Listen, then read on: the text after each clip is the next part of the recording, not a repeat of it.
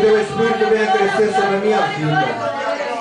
Pai, veja a responsabilidade a qual a tua filha nesse momento recebe, Senhor. Pai, que tu venha fazer ela crescer, Senhor, em sabedoria. Que tu venha fazer, Senhor, ela crescer, Senhor. Oh, Espírito Santo de Deus, em equilíbrio. Oh, Espírito Santo de Deus, que através dessa unção agora, meu Pai, ela venha sentir uma nova criatura de Cristo Jesus. Pai, não pelo grau eclesiástico ao qual agora ela está recebendo, Senhor, ao qual ela recebe agora como diaconisa, Senhor.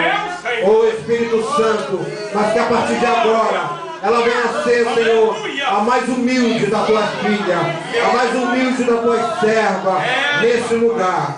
Pai, e em concordância, Senhor, com a oração de cada um dos teus servos, com a oração de cada um dos teus filhos que estão nesse lugar agora, impõe as suas mãos, Senhor, sobre a sua vida, em nome de Jesus.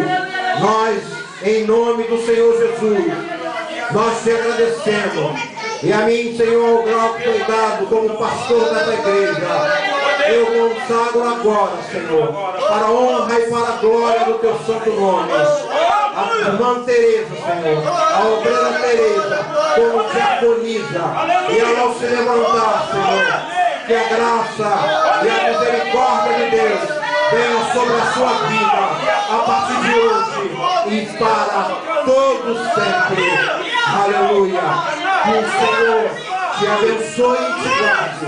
Que o Senhor faça resplandecer o seu rosto sobre ti e tenha misericórdia de ti. Que o Senhor sobre ti derrame no seu rosto e dê a sua paz. Que o amor de Deus, que o grande amor de nosso Senhor e Salvador Jesus Cristo e as consolações benditas do Espírito Santo venham sobre a tua vida de hoje e para todos sempre. E toda a igreja diga amém. Dê uma salva de palmas em nome de Jesus.